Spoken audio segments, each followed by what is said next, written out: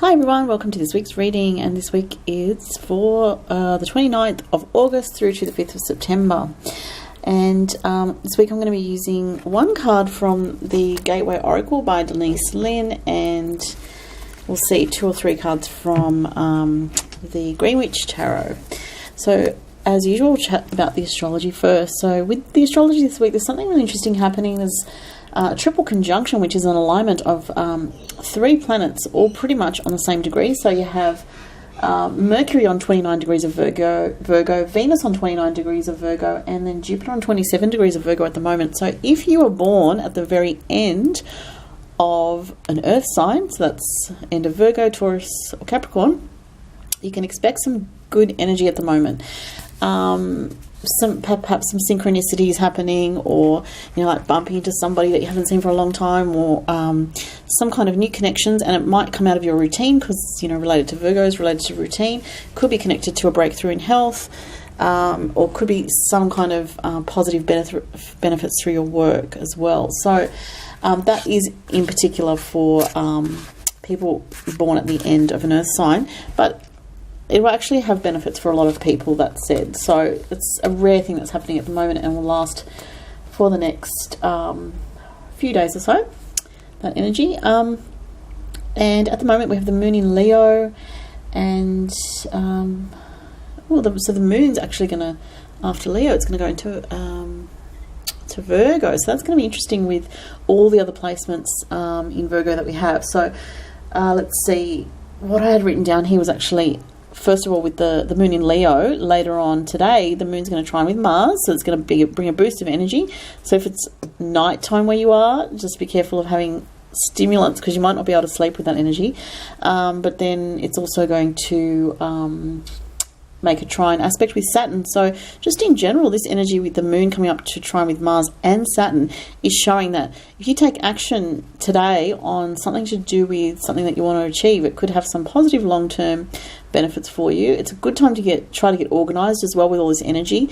If you've been kind of lagging behind on getting organised with just the details of your life, the practical matters of your life, your health, your work, paperwork and stuff like that, it's a good time to get organised. Now, bearing in mind we also have Mercury retrograde at the moment. I posted a longer thing about that on my Facebook page, so I won't go into it too much now, but Mercury is retrograde in Virgo as well. So we have all this Virgo energy and Mercury retrograde in Virgo. So it's kind of a weird energy with that, and it could cause some confusion, some mix-ups with communication, or some just communication issues in general. Important to check the details of communications and double check information before committing to anything or signing on the dotted line, which is the usual advice for Mercury retrograde. But I'd just like to point out that if you actually have Mercury retrograde in your natal chart, when Mercury does retrograde, it can actually be positive for you. So I think, Saturn is still square with Mars, causing some tension between our vision for our future and the reality that we have to deal with. So there's some tension there while this transit is active, which has been active for quite a while, on and off this year and last year. But I can't believe we're already at the end of August. This has been going so fast. Anyway, let's have a look at the first card that we have. Oh, what a great card. Trusting your intuition. My life is truly guided. Wow, that's so funny, because I was actually thinking about that this morning. Obviously, with the work that I do, I get a lot of people coming to me, for readings, and I often say to people, don't get a reading too quickly after your last reading unless it's about something completely different, because first of all, you need time to assimilate the messages, and that's just my personal view. And I think some people can get addicted to having too many readings, but if your readings are spaced out, that's fine. Or if they're about other things, situation has changed and then different developments have occurred and you want fresh information, that's fine. But back to what I'm trying to say here is you have to listen to your own intuition and learn to not rely on a psychic or a medium, but actually learn to trust your own intuition. And that can be part of the process. Like, I know for me, when I was very young, I think I was 18 years old, I first went to a psychic who was incredibly accurate. And back then, even though I'd had experiences, I was still a little bit, I wouldn't say fully skeptical, but I was a bit unsure about how it all worked. And, after many years of experiences and reading and research and doing this work, I now understand it a lot more and how it all works and how everything is interconnected. And sometimes when you go to someone for a reading, they can actually spark development for you. They can spark, or help you as you are developing yourself. But the key with this message is, at this time, listen to your intuition.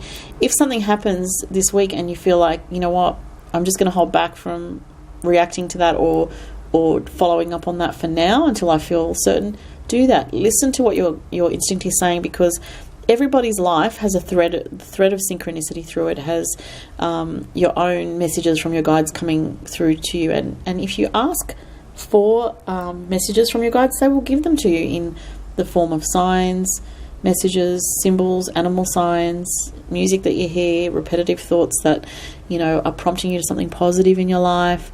This is all the ways that your intuition will work for you. And yes, all of our lives are truly guided, and that's a beautiful thing. So just to remember that.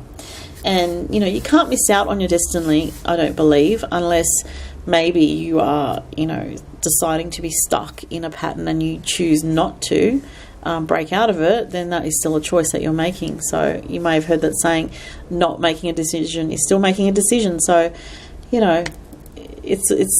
life is a mixture of free will and destiny, and anyway, we're always being guided. So that is a beautiful message that comes through. I love that. Okay, let's have a look at the tarot cards. I will actually pull 3 cards for this week. Let's see what we have. Let me draw to the back. That one and that one there. 6 of Pentacles. 7 of Swords and the 4 of Cups. Interesting. Alright, so let's start with the 6 of Pentacles. So 6 of Pentacles, this I feel like this came up not that long ago.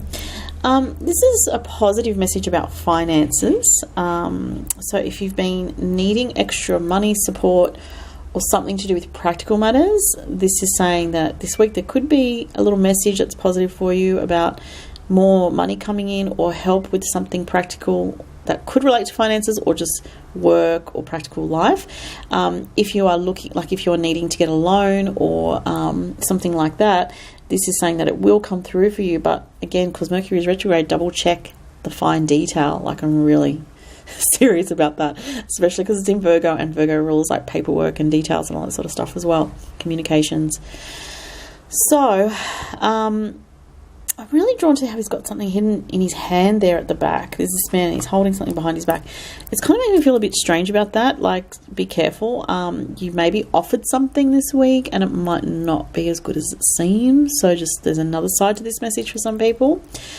Again, that could relate to the trusting your intuition card that we just got. So just if someone offers you something, whether it's help or support or even friendship in some way, just be careful and think, does this feel good? Just trust your instincts, And that sort of relates to me with this card, the 7 of Swords here, because it's like something in a situation this week may be a little bit amiss or a bit off kilter. Just be careful who you open up to as well. I don't know, this is just coming to me now. Just be careful who you confide in this week, because I feel like there could be, at the moment, a lot of gossip energy around is what I'm getting. It's unusual. I don't usually say stuff like that, but that's what I'm getting.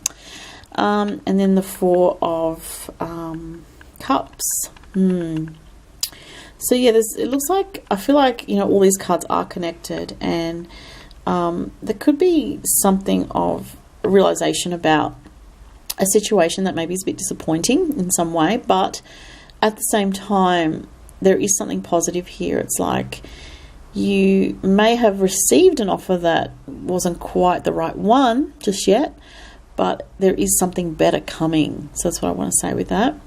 And I'm really drawn to this card and how she's looking at these cups here, and she's not too impressed by them, but someone is coming with an offer here and she hasn't even seen them yet. So I feel like there's something about that. And I do feel this relates to practical matters, which wouldn't surprise me at all because of all that Virgo in the astrology. So that was a reading for this week. So look, if you have any, or if you'd like a reading with me, private reading, go to the link to my Etsy store rather below, and turnaround time is at least a week to 2 weeks depending, and I'll let you know.